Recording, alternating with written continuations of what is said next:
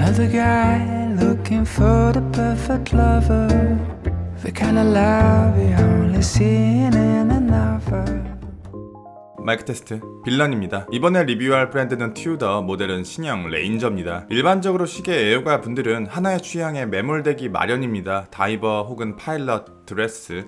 그런데 레인저를 대여해주신 구독자님은 신기하게도 하나의 취향에 매몰되지 않으셨더라고요. 15개의 컬렉션을 보유하고 계셨는데 다양한 브랜드, 다양한 범주의 시계를 가지고 계셨습니다. 소중한 시계를 빌려주신 구독자님께 감사드립니다. 튜더는 롤렉스의 창업자 한스 빌스트루프가 롤렉스의 가격대가 부담스러운 애호가를 위해 만든 서브 브랜드입니다. 과거 롤렉스 매장에서 판매되기도 했으며 롤렉스의 부품들을 공유하기도, 롤렉스가 쌓아온 발자취를 그대로 따라간 이력이 있습니다. 이런 태생적인 이유로 인해 혹자는 튜더라는 브랜드에 대해 부정적인 의견을 피력하기도 해요. 누가 알아봐주냐, 결국 롤렉스 생각난다. 저는 튜더가 아직까지는 롤렉스의 그림자를 밟고 있다고 생각합니다. 구조적으로 롤렉스는 복각을 절대 시행하지 않는 브랜드고, 롤렉스는 자신의 이력을 복사한 튜더라는 브랜드를 통해서 자신들이 하고 싶지만 할 수 없는 행위들을 해오고 있습니다. 그런데 레인저를 보면서 확실하게 체감한 것은 튜더는 시계를 정말 잘 만든다라는 사실입니다. 신형 레인저의 출시 소식은 시계의 취향이 이쪽 편인 제게는 엄청난 호재였습니다. 매일 기다리고 또 기다렸어요. 블랙베이 58과 블랙베이 36을 통해서 경험한 튜더라는 브랜드가 보장해주는 퀄리티에 대한 신뢰가 있었거든요. 저는 시계를 구매할 때 아무리 마음에 들었다 한들 최소한 한 달 정도는 고민하는 것 같아요. 새로운 것에 대한 설레임이 제 시야를 흐리게 만들거든요. 이것도 마찬가지로 일주일 정도씩 텀을 두고 한 5번 정도 매장에 방문한 것 같습니다. 아직 구매 결정을 못했지만 구독자님의 도움을 받아 상세한 디테일을 확인할 수 있었습니다. 레인저는 롤렉스의 익스플로러를 대체하기 위해 만들어진 모델입니다. 탐험이라는 헤리티지를 부여하고자 롤렉스가 익스플로러의 에베레스트 등반의 헤리티지를 부여하려고 노력했다면, 튜더는 레인저의 그린란드 탐험의 헤리티지를 부여하고자 노력했습니다. 다이얼은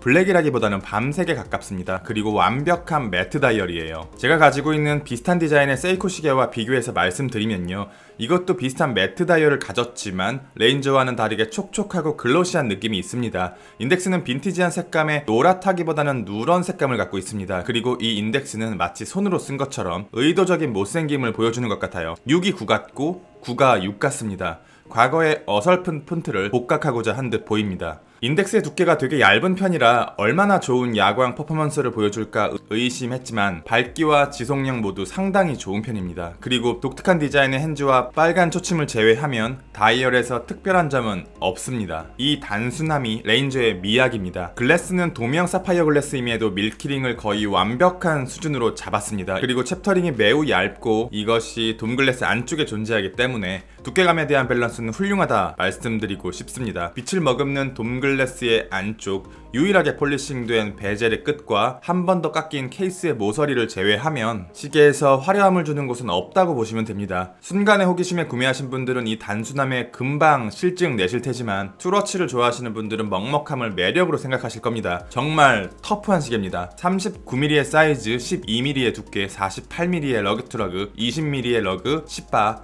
100m 방수, 147g. 사이즈는 개인적으로 조금 아쉽습니다. 많은 애호가들이 좌측의 레인저처럼 작은 사이즈를 꿈꿔왔을 겁니다. 왜 하필 39mm일까? 튜더의 블랙베이 58이나 특히 비슷한 느낌을 갖고 있는 블랙베이 프로와도 겹치는 사이즈입니다. 더 작은 사이즈가 신형 익스플로러와 겹친다고 생각했던 걸까요? 시계의 사이즈는 39mm로 수치상으로는 결코 큰 사이즈는 아닙니다. 그러나 체감되는 크기는 생각보다 커요. 구형 익스플로러 1보다 더 크게 느껴졌고 42mm 사이즈를 가진 신형 시마스터를 착용했을 때와 비슷한 사이즈로 느껴졌습니다. 고작 39mm밖에 안 되는 수치가 왜 이렇게 크게 느껴질까? 투워치 특유의 단순한 디자인을 고려하더라도 큽니다. 몇 가지 이유가 있는데요. 첫 번째는 인덱스입니다. 사진으로 볼 때와는 다르게 실물의 3, 6, 9, 12 인덱스는 그것들의 포지션이 다이얼 외곽 끝으로 몰려 있습니다. 게다가 매트한 블랙 다이얼 안쪽에 밸런스를 잡아주는 별다른 요소가 없습니다. 분 인덱스는 돔글래스 안쪽에 가려져 있고 숫자 4개와 엠블럼, 레인저라는 단어 하나뿐이에요.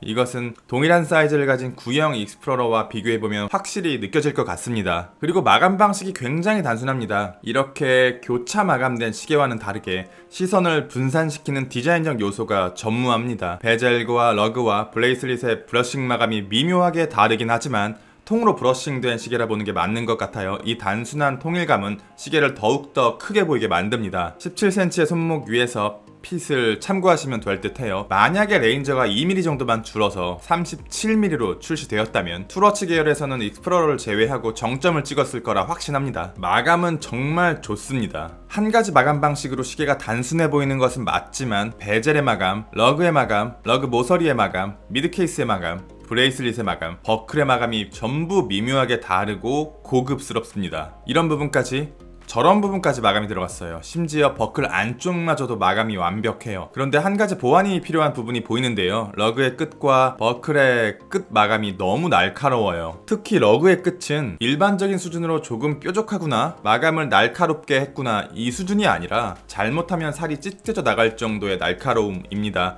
이건 다음 세대에서는 무조건 개선이 필요한 것 같아요. 착용감은 정말 좋습니다. 정말 좋아요. 왜 이렇게 좋은가 하면 미드 케이스를 옆에서 보면 알 수 있습니다.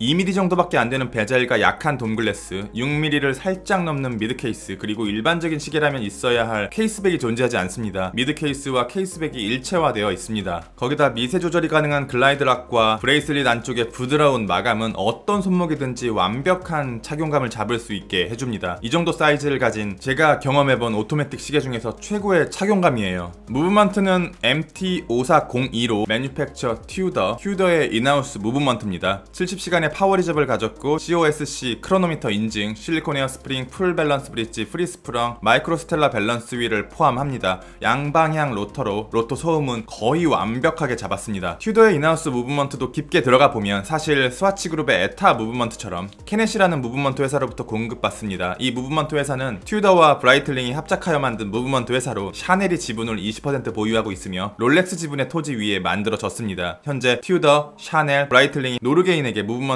공급하고 있어요. 와인딩감과 시간 조작 감각은 롤렉스의 3130이나 3135 수준으로 흠잡을 부분이 없습니다. 하지만 살짝 튀어나온 크라운은 조금 더 들어갔으면 좋겠어요. 브레이슬릿은 다행히도 가짜 리벳 브레이슬릿에서 탈피했습니다. 물론 디자인이야 개인적인 취향의 영역이지만 레인저는 과거의 시계를 현대의 감성으로 재해석한 시계이고 현대의 시계 디자인에 과거의 디자인을 억지로 집어넣는 것은 분명 어색하게 느껴지기 때문입니다. 브레이슬릿과 케이스 사이에는 약간의 단차가 존재하는데 이 단차는 저도 잘 모르겠습니다. 시계 브랜드에서 의도적으로 이렇게 단차를 주는 건지 아니면 단차를 주지 않는 게 어려워서 이런 결과가 나온 건지, 준다면 왜 주는 건지 혹시 아시는 분이 계시면 댓글로 소중한 식견 부탁드립니다. 브레이슬릿의 퀄리티가 서브마리너와 비교해서 보면 뭔가 다른 것 같은데 정확히 찝어내질 못하겠어요. 스틸의 색감과 브러싱의 깊이감이 조금 다른 것 같기도 해요. 버클의 퀄리티는 개질입니다. 저는 버클에 많은 기능을 넣는 것을 그렇게 좋아하지 않거든요. 두꺼워지고 불편해져요. 버클을 조절할 일도 사실 그렇게 많지 않고요. 그런데 이 버클은 완벽합니다. 얇고 가볍고 특히 안쪽에 볼 베어링으로 인한 결착감은 역대급 퀄리티의 버클이라 생각합니다. 이 버클이 닫혔을 때의 유격도 말도 안 되는 수준이고요. 거기다 글라이드락이 방점을 찍습니다. 이 정도의 헤리티지, 이 정도의 무브먼트, 이 정도의 퀄리티에 이 정도의 완성도를 가진 시계를 이 정도의 가격으로 만날 수 있다. 블랙베이 58 이전의 튜더와 이후의 튜더가 다르듯이 시간이 지나면 튜더는 시계 브랜드의 한 축을 담당하는 파인 워치메이커로 성장할 것이라 확신합니다. 리뷰는 여기까지. 빌런이었습니다. 감사합니다. Because I knew when we hit and crashed, my crazy love circus was